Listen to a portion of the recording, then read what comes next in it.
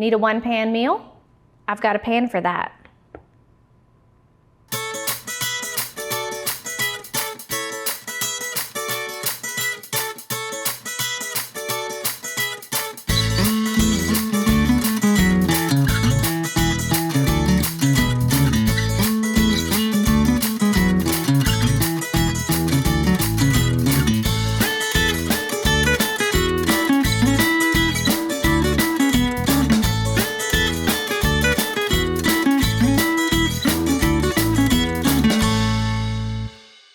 Hey guys, welcome back to At the Table. Sydney here, and today we are going to make another sheet pan meal.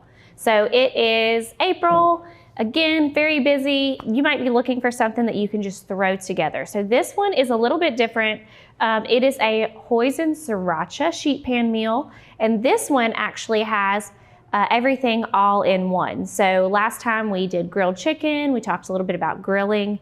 This time it will just be everything all in the same pan, meat and all that we are going to bake. So it uses some local produce that we have that will be available. We have sweet potatoes pretty much all year long, and this uses a sweet potato. It also has cauliflower in it, which to me is just so good when it's roasted in the oven. So we're gonna be making that. And we'll get started on our sauce. So this uses a hoisin sriracha sauce. So what we got to start off with is our hoisin. Now, if you're looking for this in the grocery store, it would be in the Asian section. In Food Lion, it's all the way down by the soy sauce and things like that. So we're just doing 1/3 of a cup of hoisin. This does have a lot of flavor. It's really dark and rich, so a little bit goes a long way, I feel.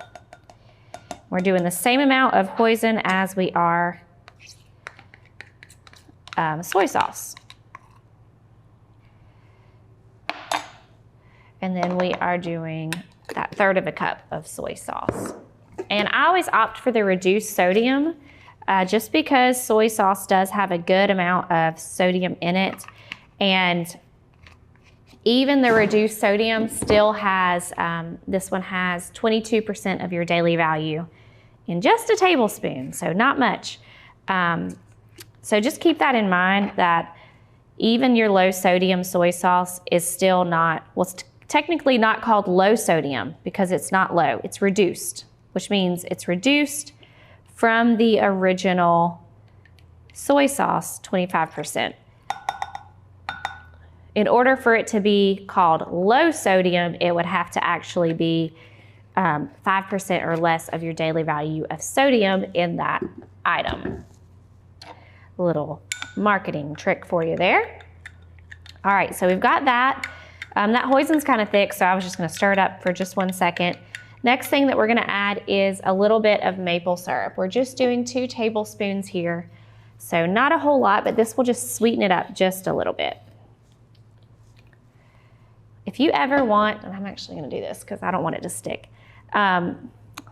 Things like that hoisin's really sticky, or honey.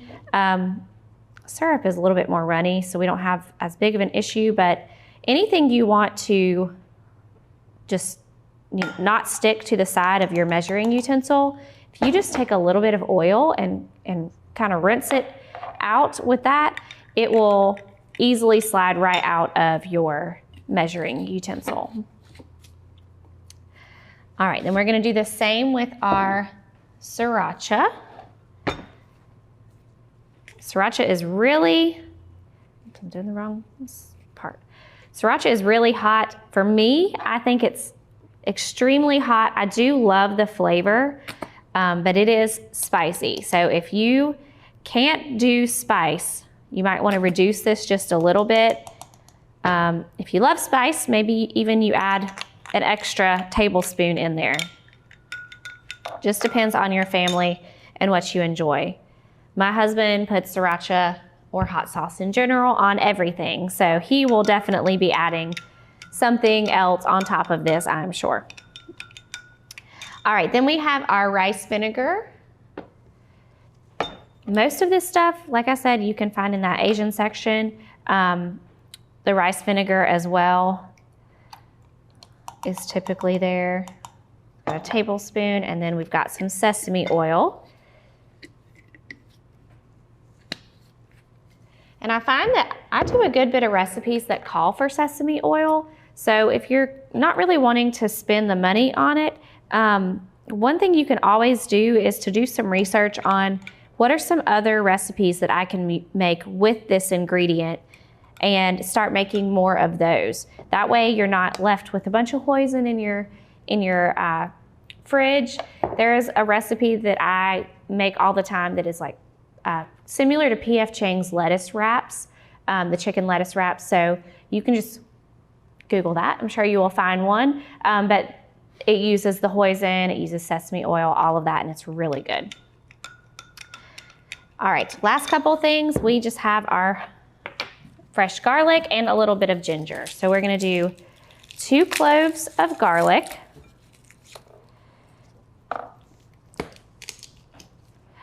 This garlic's not quite as fresh. Didn't hear that crack like we like to hear. And if you're ever using fresh ginger, you can always put that into a freezer bag and freeze it. And we actually will just pull it from the freezer and use it straight from frozen. So you don't even have to thaw it or anything. And I'll show you that in just a second, because that is exactly what I've done with mine. So I always chop off the ends of these.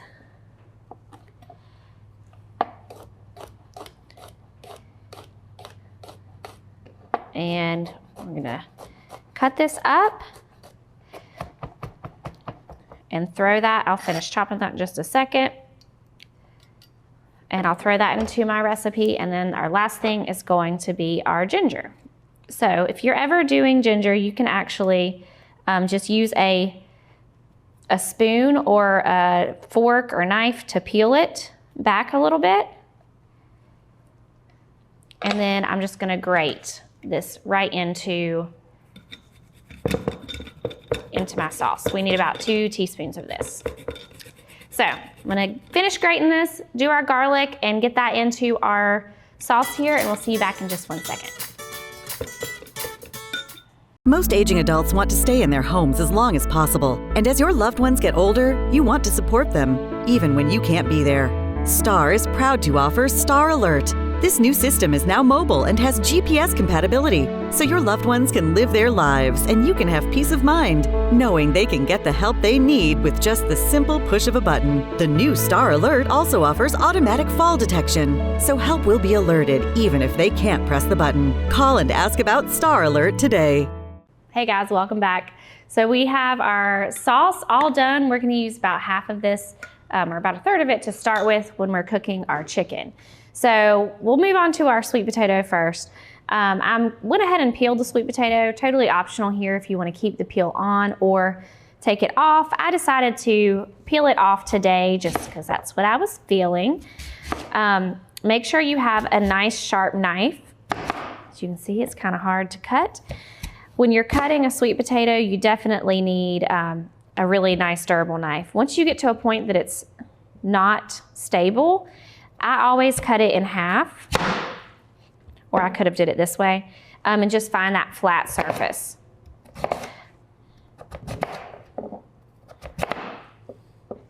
But you want to try to make it as uniform as you can so that it all cooks evenly. So we're just doing these into about 3/4 inch chunks.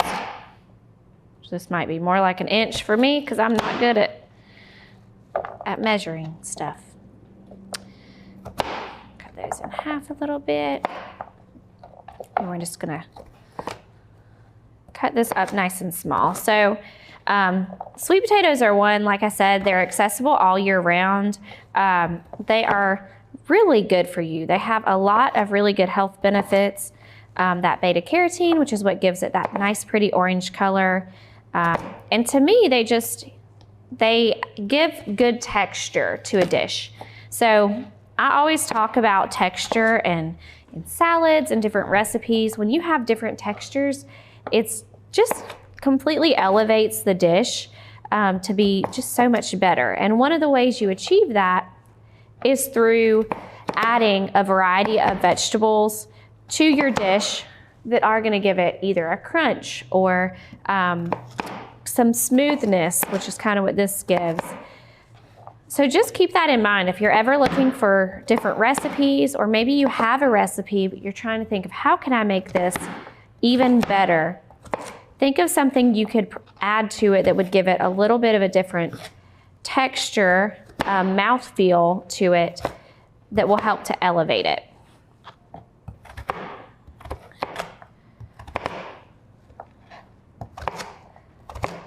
All right, so got that all done. So next we are going to grab our pan and we are going to throw our chicken into our pan. So I've just got 4 chicken thighs here. They are bone in. If I can grab them.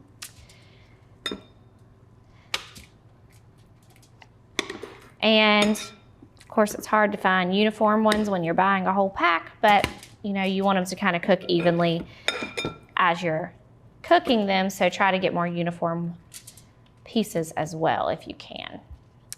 And I'm just going to add a little bit of salt and pepper to that. And I'm going to do the other side as well.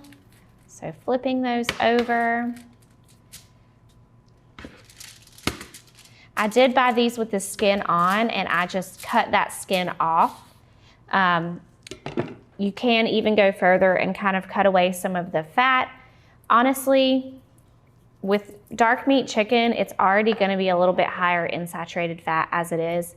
So this is just kind of going to be one of those dishes that you're going to have more saturated fat. But a great way to kind of even that out is, of course, add in those vegetables, add in some of those other nutrients that are really good for you, and then I don't feel, you know, quite as heavy as if I had chicken thighs with like a heavy cream or something like that. It would just make the whole dish feel really heavy. All right, and then we are going to just drizzle about a tablespoon over this. And I'm just going to move that around a little bit so that we get some oil on each of these little pieces of sweet potato.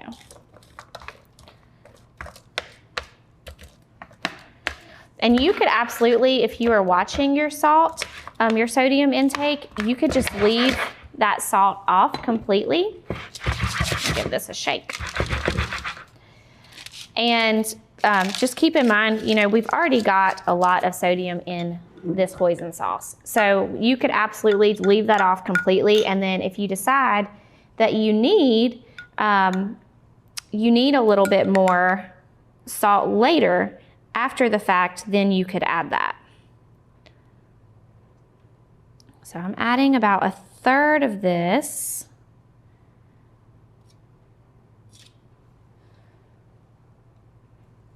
Good. And just doing my best to kind of toss these around.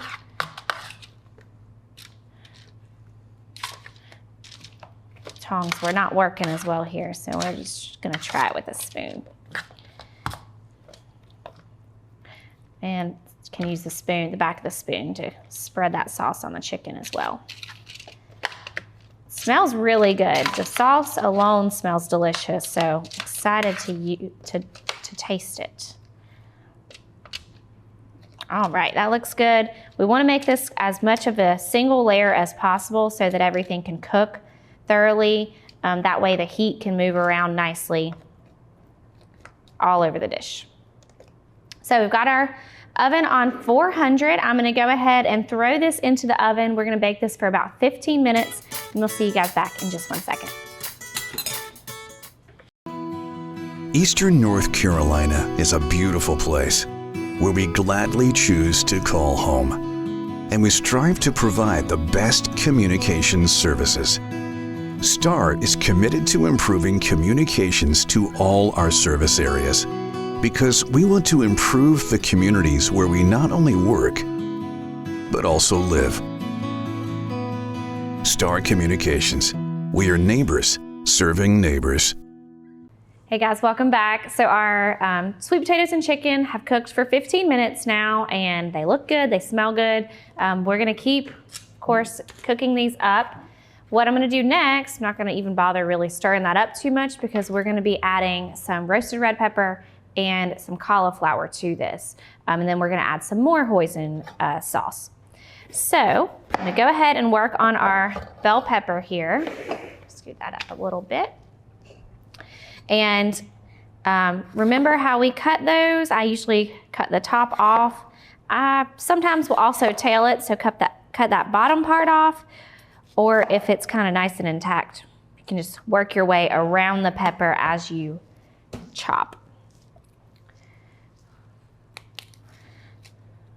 And fun fact, if you didn't know, we've talked about this before in a different show, but the bottom of your bell pepper, if it has 4 little ends, I guess, that means it's a female pepper, and those tend to be sweeter than the males. And this one actually did have one of those little baby, see one of the baby peppers growing in it as well. So if you're ever looking for certain, typically if you're doing a recipe where you're gonna have bell pepper raw, so not cooked, you might want the sweeter one because it's gonna give it a little bit of a different flavor than if you are cooking your bell pepper. You might end up using the male pepper. But of course, we have the sweeter one here, and that's gonna still be really delicious in this recipe. Cooking always brings out a little bit of sweetness in a lot of our vegetables. So, I mean, you even think about a sweet potato, you think about squash. When you tend to cook them, that roasting begins to kind of bring out any of the natural sugars that are in the food and kind of enhances them in a way. Same with carrots. I'm working in the schools right now, and one thing that I was telling some of the kids was, if they don't like carrots raw, because we were tasting them raw, I was telling them you might like them cooked. So you always want to try new foods in different ways, cooked in different methods, because you never know if you're going to like something more if it's just made in a different way. All right, that looks good. So I'm just going to sprinkle that around on our pan. This looks really tasty. And then we're gonna do our cauliflower next. I'm hoping 1 head of cauliflower will be enough, but looks like that would be all we could really fit on our pan anyways. So if you're ever cutting cauliflower, usually I pull these big pieces kind of up and off. I've already done that a good bit.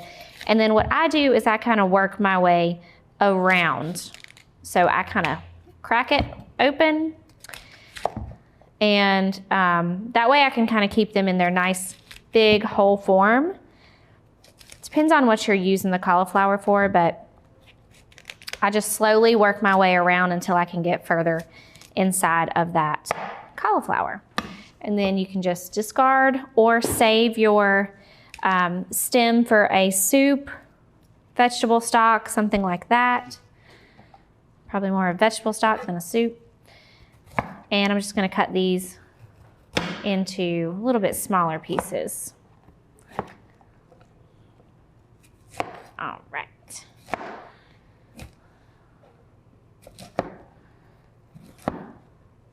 So we're really getting kind of a beefed up recipe with this cauliflower. There's a lot of things out there now where they substitute cauliflower for different things.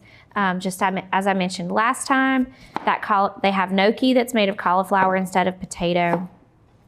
So cauliflower is a really good one. That's I would say a good filler vegetable, because it doesn't have, the flavor's not overwhelming. It's not going to overtake whatever you're making, but it will just help to kind of beef it up, give you some extra vegetables, which, is never a bad thing. We want to aim for about 3 cups of vegetables per day in our diet for those health benefits. All right, almost got it. This will definitely soak up that hoisin sauce too, which is going to be really, really good. Now our pan's already starting to get crowded, so what's going to begin happening is this is going to kind of start to steam a little bit more rather than roast. So if you ever want to have it be a little bit more roasted, you would have to probably put these on a separate pan and that way it'd get a little bit more charred, you get that flavor. I'm definitely running out of space here.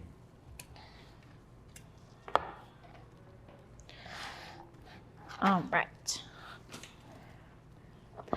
So our last little thing is we are going to add another third of our hoisin sauce. Sprinkle this all over. We're gonna reserve just a little bit more for when it's all done and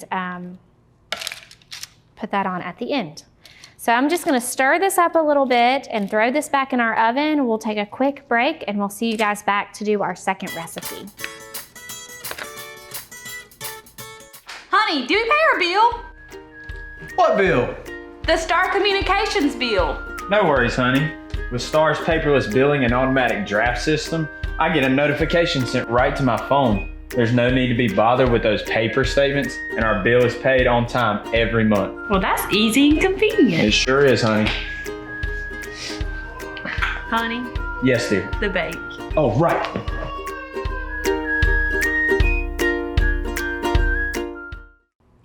All right, so we have our chicken sheet pan in the oven. So it's gonna cook for about 25 minutes. We'll just have to show you guys that when it's all finished in our last shot. But what we're gonna do next, we're gonna make a really tasty dessert. So this is something that can be easily made, and especially as it starts to warm up, be hot outside and you want something that's really tasty but not heavy or still cold, this would be a really good one to make. This is from our Med Instead of Meds website, and we've made it in my Med Instead of Meds workshop a couple times, and they have always loved it. So this is just called a yogurt bark, and it is gonna have a lot of protein. So this has vanilla Greek non-fat yogurt. So Greek yogurt is gonna be higher than your typical plain non-fat yogurt in terms of protein. This one has about 15 grams of protein, which is 29% of your daily, well, the general daily amount of protein. So good bit of protein in this snack. Also, it's gonna have, this one doesn't have any fats, but we're actually gonna be adding some healthy fats through our nuts. And then we also are gonna be adding some berries to this. You could do really any kind of fruit on top that you wanna do. I just chose blackberries and raspberries because they looked good. They were what looked best in the store. But any leftover fruit you have, you could always top this with. If you have a bunch of yogurt that you're trying to use up, this would be a great way to do it if you're tired of plain yogurt. And also, of course, your nuts, granola, things like that. So what we need is about 1 1/4 cups of yogurt. So I'm just gonna, this might be the rest of my yogurt, which would be great. And you wanna start with, we're doing it on a sheet pan, and I'll kind of show you that in just a minute of why, but might be a little more like 1 1/2, that's all right.